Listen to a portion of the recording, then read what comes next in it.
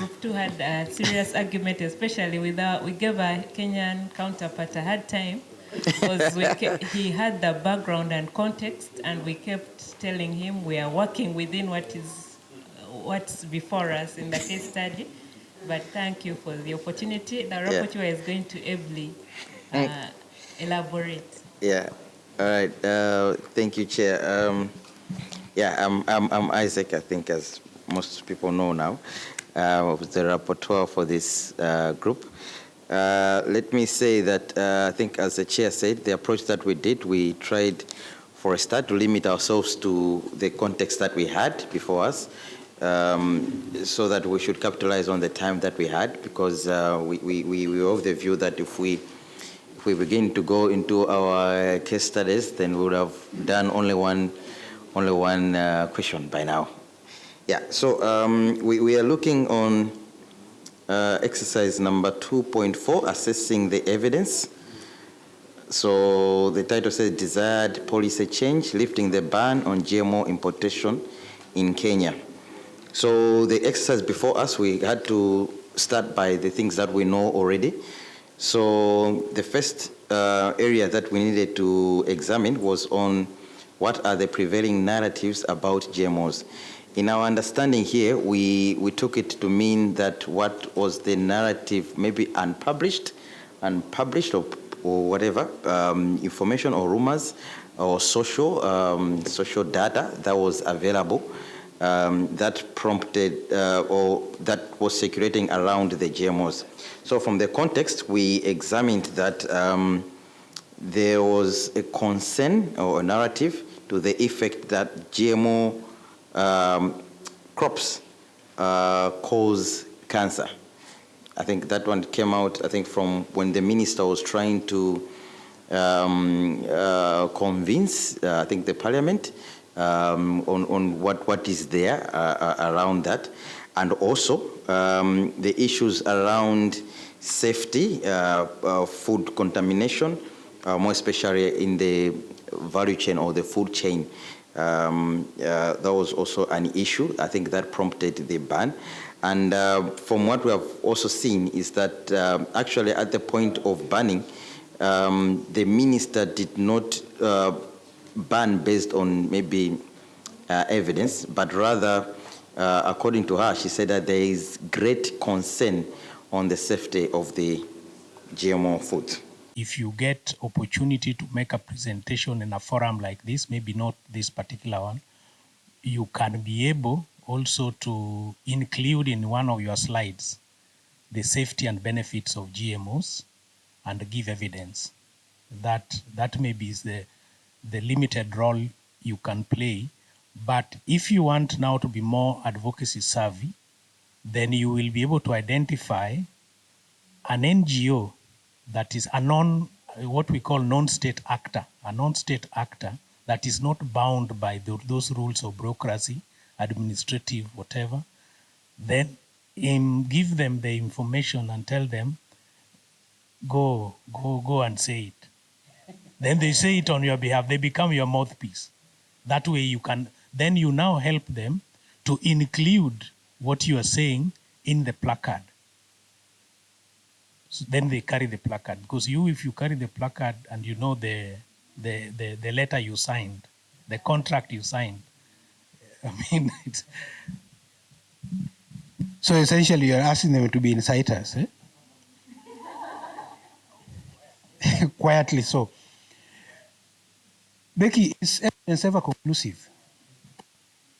Because we are saying the minister did not have any evidence to even start about banning in Kenya. And let me just point it out to you that immediately after that chapter, there's another chapter following it that talks about what actually happened in terms of what kind of evidence was discussed in Parliament. But that's something you can read later on. Normally, the countries would have a hierarchy, and the new legal documents that are approved would also make a reference to other documents that spoke about the same issue and indicate if that is still valid, if the new document rules over the previous information and all of that. So normally, the minister should have based her decision on the legal instrument that regulates that issue, not another. But we also have to acknowledge that in the context of Afro-politics, how we use our legal instruments really depends a lot on many other issues, not only on the legality and on the procedural issues of law. So, like I'm from Mozambique, for example, and the Mozambican government has used many legal instruments in ways which are not legal, but it has a backing from the majority in parliament, which then takes, like Daniel was talking about, when a policy has approved, how long it takes to debunk that, then takes so much long, even though the opposition or civil society organizations or people from the legal sector are contesting that based on the instruments that have been approved. This takes time. So I think this has to be acknowledged, that we have very good formal legal instruments and processes, but in our context, we can always go around it. So it's something also to take into account, I think, when we're talking about on mapping linkages and stakeholders. So basically what we did, we tried to come up with a way of mapping the stakeholders. So we looked at 3 broad categories that we had broken down the stakeholders into. The first one being the producers of the technology. And then the second one, we looked at the concerned parties around the technology, either for or against. And then, of course, the users. Yeah, so in there, again, we tried to separate them into 3, where we had the proponents, the opponents, and the intermediary stakeholders around the issue of GMO. Yeah, so we had the multinational seed companies falling under the proponents, some of the NGOs that advocate for GMO maize, and then, of course, on the other end, we had the green movement, the NGOs that are against the GMO. And of course, we looked at regulators as an intermediary group, such as the Biosafety Authority. We had the Ministry of Health, the Public Health, as an interested group, which is a very key stakeholder as an opponent to the GMO issue, and also a starting point for the discussion, actually. Yeah, then we looked at the media as well as a key intermediary player in this, as well as the technocrats, the researchers, the academia, as a team that could fall on the proponents, but would not actually come out as advocating for. So we sort of like loosely classified them as an intermediary group, but with a vested interest. Yeah, that cannot be displayed for obvious reasons. When you deal with things like GMO, it depends on who you're dealing with. If you're dealing with someone who is coming at you from an ideological point or point of view, it doesn't matter whatever evidence you give them. They may not move. But if you're dealing with someone who is willing to listen to facts, then evidence can actually help you. So when you look at the stakeholders, it depends where your stakeholder, how grounded not grounded, where the foundations of your stakeholder are. And if they're ideologically based, you could try, but it becomes really difficult to change them. So there are these things that they call the NIAMs.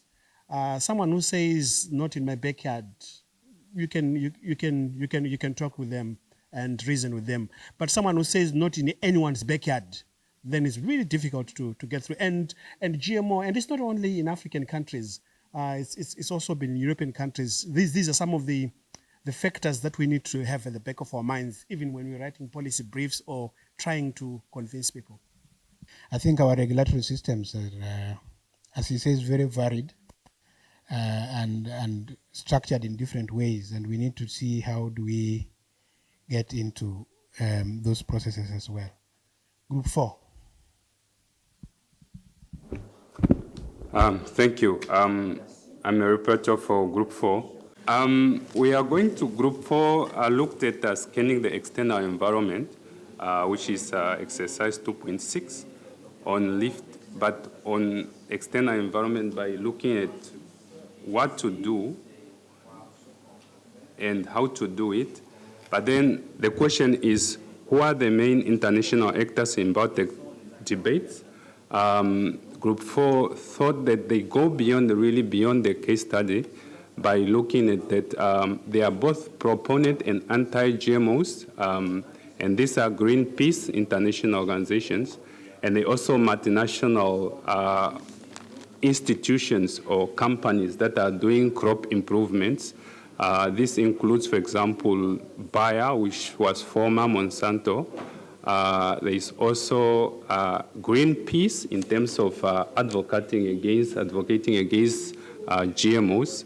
And they also ICGB, with International Center for Genetic Engineering and Biotechnology, really looking at different technologies on how to improve or work on crops, and many others. And the second question within that, what to know is, what influence do they have? Group 4 also believe that there's a need to have evidence-based data that is supporting. I know there is a really discussion on how enough is evidence-based data, but they also look at figure 1 at 114. I think it's science, at most times science evidence-based data in terms of safety, because I think from the case study, the Kenyan believe that these are not safety, the GMO causes cancer from the papers, but then if you have in terms of safety issues, safety concern issues addressed through supporting science data or scientific data, then I think that will be able to assist the government to lift the ban.